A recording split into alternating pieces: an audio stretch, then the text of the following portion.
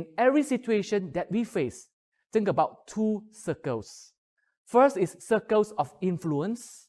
The second is circle of control. Can we control them? If can't, focus on your own mindset and our own goal. Wow, it is actually a great lot of learning today. That was only our first speaker. There's more to come. Up next, we'll be moving into the Pru Speaks segment. For those joining us for the first time, Pru Speaks is the segment where we feature internal agents and leaders to share their success practice. For the first three Pru Speaks, we will have top-of-the-table panelists from Prudential Singapore. Joining us today, we have Ms. Lee Jie-rong, Ms. Aline Po, and Ms. Cindy Lim. The session will be moderated by a very special guest, Mr. Eric Feng. He is the host of a very popular podcast known as #Highly Sought After. When it was launched, it topped the Apple charts in Singapore, Malaysia, Philippines, Indonesia, and Hong Kong. So with that, let's welcome Eric, Jie-rong, Aline, and Cindy to share on the topic, increase your chances of achieving MDRT, COT, and TOT with these proven strategies and mindset shifts. Over to you, Eric.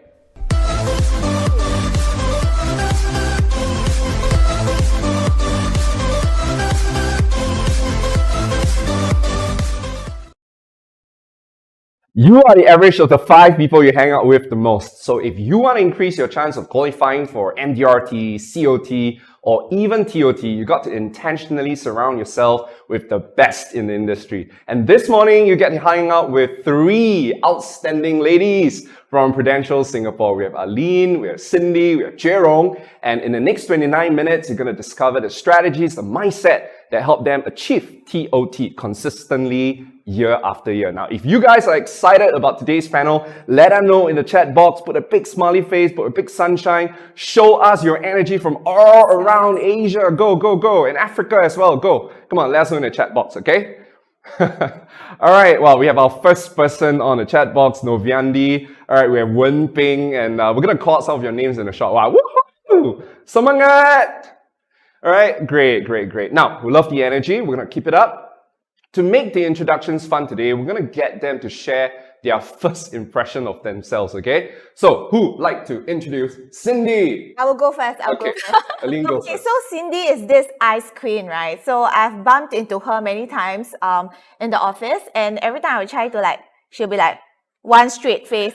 So I was like thinking, oh, she's so cool. And I actually heard that, she has a lot of clients. So I was like thinking, does she, is she an ice queen with her clients? Yeah. Hey. So, yes. Jaislyn. Oh yeah, and she looks like Jaislyn Tay. Okay, Yeah. actually I'm not unfriendly, okay? So in fact, I'm actually very introvert. So to all introverts, you can do TOT too. Let us know if you're an introvert, okay? Put it down in the chat box. I'm an introvert. So introverts can succeed too. All right. Now, let's now introduce Jie-rong. Yeah, okay. I actually got to know Jie-rong through a high net worth course. So during the course, right, we are given 10 minutes to prepare our own script. And me and my friends, right, we were just writing down important pointers. And she's the only one who wrote her own script based on the lecturer standard. So it's like, wow, mind blown. She is really very committed to whatever tasks that are given to her. Now, basically, right, as a lecturer, she will be my best student. All trainers love students like Jie-rong. Okay, so that's Jie-rong. Super serious, super on the ball, right? Now, how about our Aline over there? Okay, so I first met her through a roadshow. She was like wearing these 6-inch high heels. And back then in my mind, I was just wondering that how could someone stand with that high heels for a long standing of 10 hours and possibly do any sales with that? But she surprised all of us by making it possible, and also she's the top closer every day. And with this high heel, she walks her way up to MDRT, top of the table, and then today, top of the table. Now you make all the ladies want to wear high heels as well. But is there a reason why you wear high heels? I think I have this very strict rule that you are not to sit during a roadshow. You shouldn't be seen seating during a roadshow. So the only time I can get a break is where I pull somebody down like a prospect. So yeah, that's my only time I can have a break. Yeah. So Amazing. wear high heels. Wear high heels. Do roadshows. Or for guys, just wear uncomfortable shoes. That will work as well. Okay, now let's talk about TOT, all right? The reason why you're here is because you guys recently qualified for your TOT. Aline, we start with you, okay? Okay. How do you manage to qualify for your very first TOT? I actually did my first TOT during the pandemic. I feel that COVID is a game changer for all of us, and it's actually a chance for whether you are a newbie, a junior, or even a veteran. It's a level playing ground. So I'm so thankful. Like, you know, previously in the past, I don't even know what Zoom was, and I think a lot of us don't even know what Zoom was. But because of technology, it allows me to qualify prospects faster. I used to be able to do like 3 to 4 face-to-face meetings max. But right now, I think 6 to 8 meetings is easy because it helps us to be more productive. So that actually helps to double, triple the production. So Fantastic. yeah. Wow. And actually, there's a good news. I mean, not say the good news, but the thing about COVID is that it makes people a lot more risk adverse, and people are so much more open to insurance because they want to protect themselves. So I just think that we're all riding that wave. Right? But I'm very curious. You said 6 to 8 appointments a day. How do you do that? Yeah, so basically previously in the past, I used to do warm and referrals. And I think that, it's very important to make like our work fun. So I started to explore like the cold market, and I was actually checked my numbers, and I realized that 70% of my TOT production actually came from cold market. So I think this is something that maybe you guys may want to consider, like exploring. So, sometimes people say, do you want to do like warm or cold market? But I think why not do warm and cold market? So yeah. Can you see the difference here? Like, people tend to say that, right? Either or, right? But you do both. Okay, but is there a strategy you can share with us? You see, so there are people asking questions right now on the chat box. So one of them asked like, okay, first of all, people are super impressed that introverts can be TOT as well. Of course, right? So all the introverts out there, just listen very carefully to Cindy later, okay? Everything she share, you go practice. But Ali, I'm going to put you on a hot spot, right? There are a few questions asking about lead generation. So what do you think was your method? You said you go after cold market, right? Yes. So do you have an idea of how you did it? Yes, I think that the road shows canvassing is a very traditional way of like lead generation. Correct. So because of COVID, right, it's a game changer. So I actually started to like collaborate with businesses to actually get leads. So this is something that I would say that is very interesting because you leverage on businesses platform to actually get new leads and to meet new people. So yeah. Fantastic. So in other words, look for people with networks and find ways to it's more like a partnership, you see. Got it. Yeah. Okay, now I'm going to check in with Jerong. Now, Jerong is a bit unique. She is a manager as well, okay? She's been in business for a long time and she runs a team, and yet she has also qualified for TOT. So I'm just wondering, what have you done so differently to help you achieve this award? Okay, so for me, right, I strongly believe that we only have 24 hours a day, so we need to make the best out of the limited time that we have. So I outsource all the non-income generating work, right, such that I can actually focus on activities that drives income for me, which is business development and also creating value for my client. So I typically host around 6 events a year for my clients to keep their loyalty. Got it. Okay, so focusing on income generating activities and everything outsourced, right? Okay, I have a question. Why is it that not all financial consultants see it that way? Why is it that they're not willing to hire a team and to outsource, so that they can just focus on money generating work? I feel that one possible reason, right, can be they prefer to see the results before they decide to invest. So when I was in my initial years of my career, right, I was also pretty hesitant in engaging any staffs because I was unsure about if the costing even makes sense. So at the same time, I was also unsure like what task should I actually delegate to them, because I always feel that no one can be as competent as me. But because of all the inner voices, I decided to take on an entrepreneur mindset and invest in building a system that works for me. If we fail to invest in our business, how can we expect it to grow?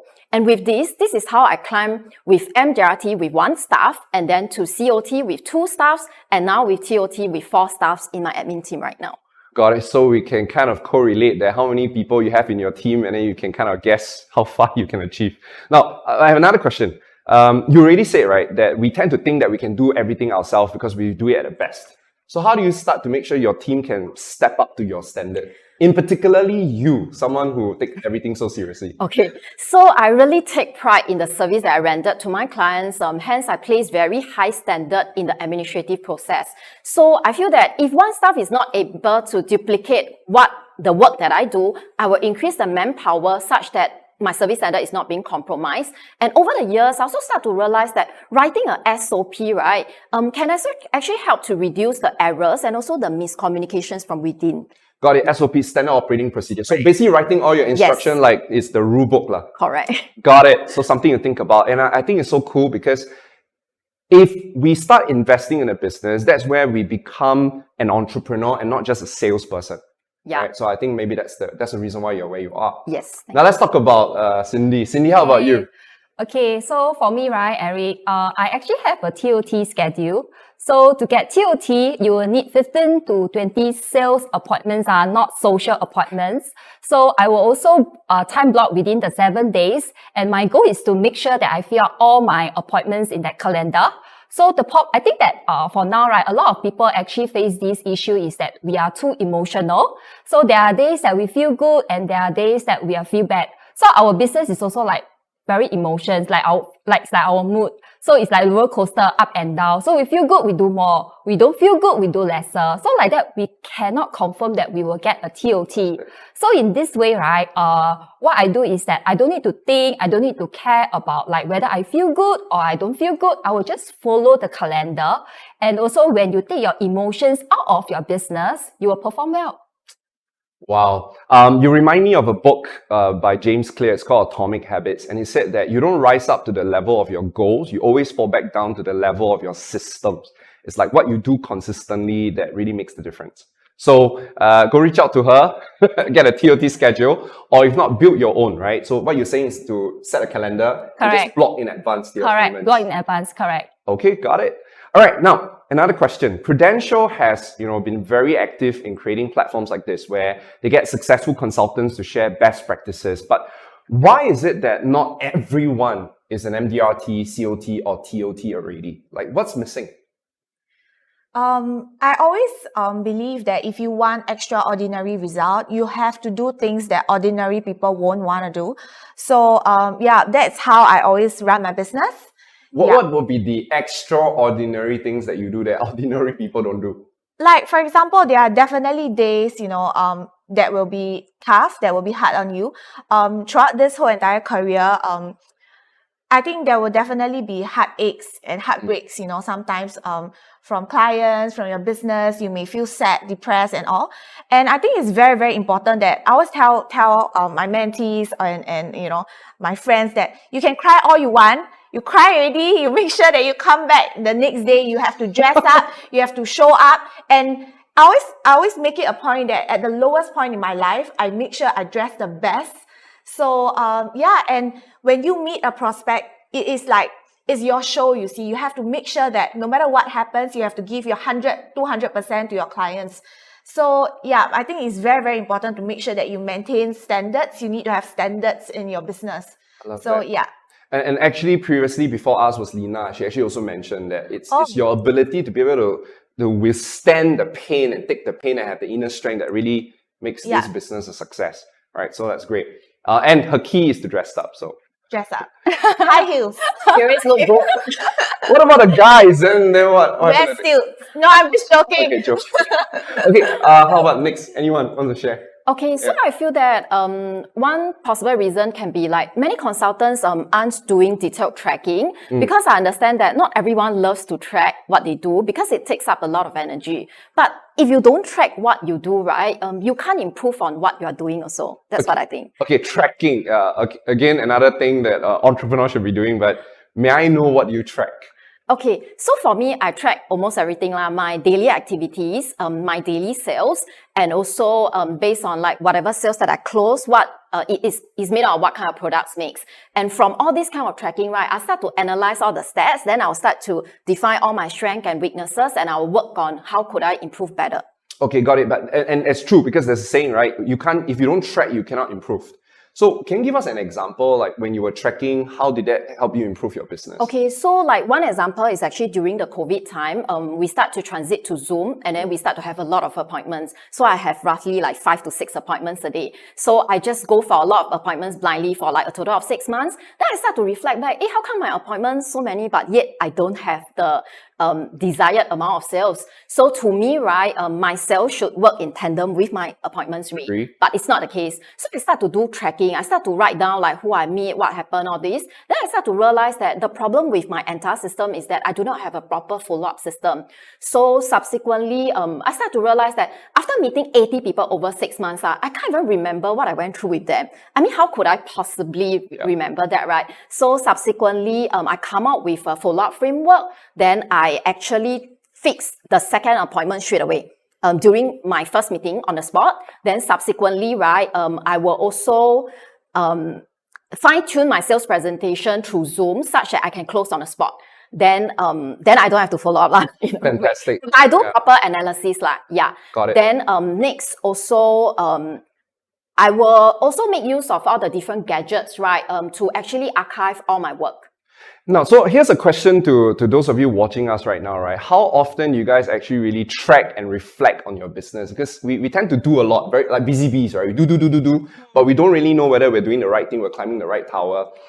You remind me of a study that was done by MIT, and MIT actually calculated a number, right? Since you're our financial advisors, you're good with numbers.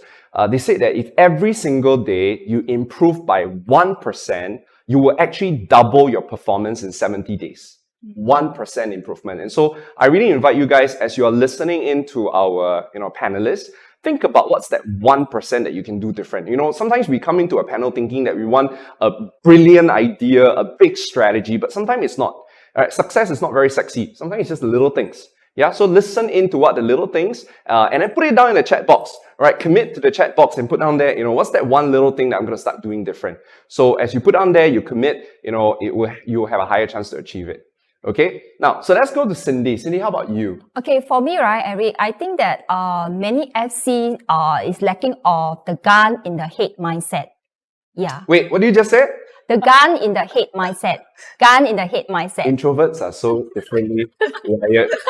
Guns in the head mindset. Yeah, okay, so actually like when we actually supposed to meet a prospect and then the prospect actually cancel on you, what normally we will do? We will actually like let it be, or we will quickly set another appointment, or even like we're supposed to hit a certain sales target by end of the week, but ended up we didn't. So actually what we will do, we will actually find our senior or mentor to sit down and like really analyze what we really need to do for the this week and next week goal. But I think most of us, we don't do that, right? So for me, right, what I do is that if I say that I will set 15 to 20 sales appointment, I will definitely make it happen no matter what it happens. So even someone actually last minute cancel on me, okay, I will also find ways to replace the appointment. So in any event, right, I can't find any appointments to be replaced. I will also make sure that that time slot is not being wasted. So I will do a lot of client servicing, start to message my client.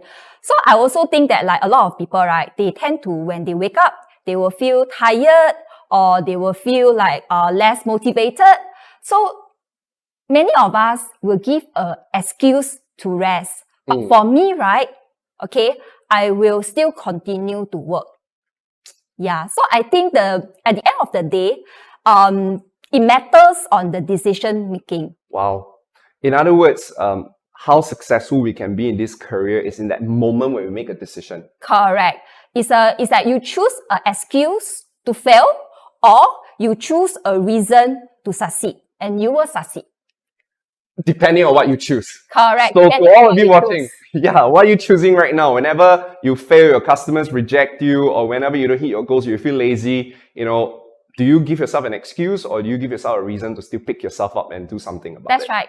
That's right. So beautiful. So I think that that's the reason why we always need to have a gun in our head mindset. No matter what happened, give yourself no reason, no excuse, and just show up.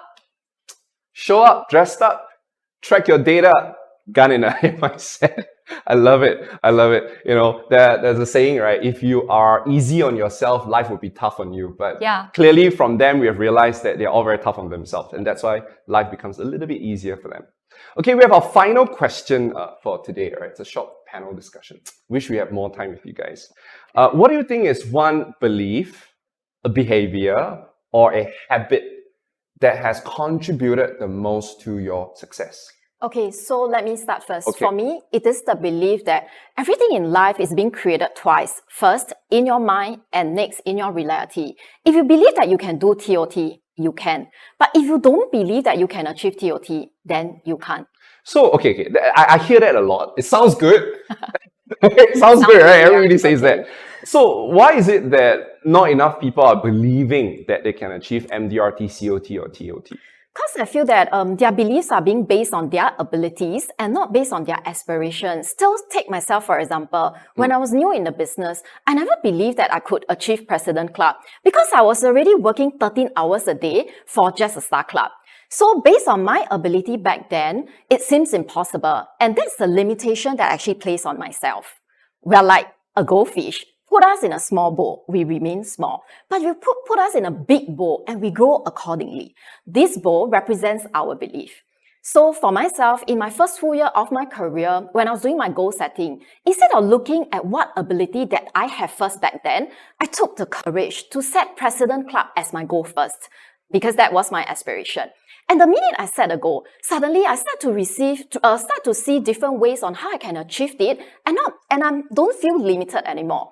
Sometimes it's not, sometimes when we don't know how to achieve it, it's not because we don't know how to. Yes. It's just because we dare not even set it. So for me, believe that you will achieve and imagine yourself achieving it, receiving the award, seeing it in your mind, hearing all the praises and feeling all the emotions, and make it so real that you must achieve it no matter what.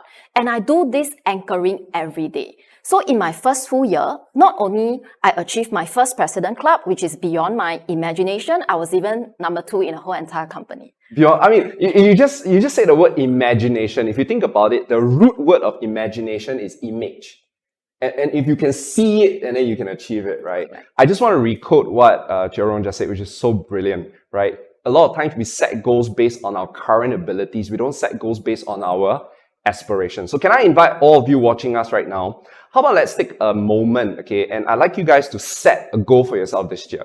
All right, if anything can be possible, that means if you say it, you get it. There's no limitation at all. What do you want to achieve? Do you want to achieve an MDRT? Do you want to achieve a COT? Or do you want to achieve a TOT? Let's put it down there because everyone is watching. The universe is watching. Yourself is also watching. You're setting an intention. So we'll give you some time to declare it out there, okay? As what Jerome has said, the minute you declare, everything will align itself to help you achieve that goal. All you need is just that belief.